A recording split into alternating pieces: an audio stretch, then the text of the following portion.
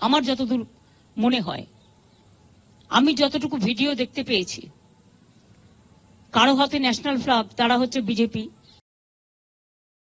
ये जो कांड किया है ना, डॉक्टर लोग बोल रहे हैं इसमें टीएमसी का कोई एमपी उनका भतीजा इन्वॉल्व है। যে ক্ষতি হয়েছে কালকে আরজি করে, যারা এই তাণ্ডব করেছে, তারা কিন্তু ছাত্র আন্দোলনের সাথে, এই আরজি করে ছাত্র আন্দোলনের সাথে যুক্ত নয়, তারা আউটসাইডার। আমার যতদূর মনে হয়, আমি যতটুকু ভিডিও দেখতে পেয়েছি, কারো হাতে ন্যাশনাল ফ্ল্যাগ, তারা হচ্ছে বিজেপি, আর কারো হাতে ডিওয়াইএফ এর সাদা লাল ফ্ল্যাগ। আমার কাছে 3টে ভিডিও আছে, আমি দেখেছি।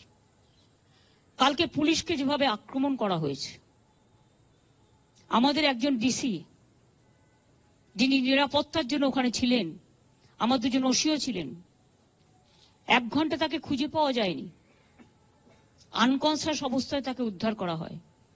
তখন তার মাথা ফেটে মানে চুরচুর করে রক্ত পড়ছে। তাকে আমি সঙ্গে সঙ্গে রাত 3টে আমি পুলিশকে বলি ওকে অ্যাপেলেতে নিয়ে যাওয়ার জন্য, কারণ ব্রেন স্ক্যান ট্যান করতে হবে। আর এটা অনেক সময় মাথায় আঘাত পড়লে কোমাতে চলে যায়, সঙ্গে সঙ্গে ট্রিটমেন্টটা ঠিকমতো না হলে।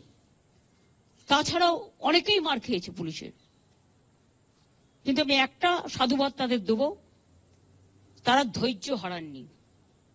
এত তাণ্ডব দেখেও তারা সহ্যের সীমা হারায়নি। তারা শান্তির জন্য কাউকে আঘাত করেনি, এটা ভালো।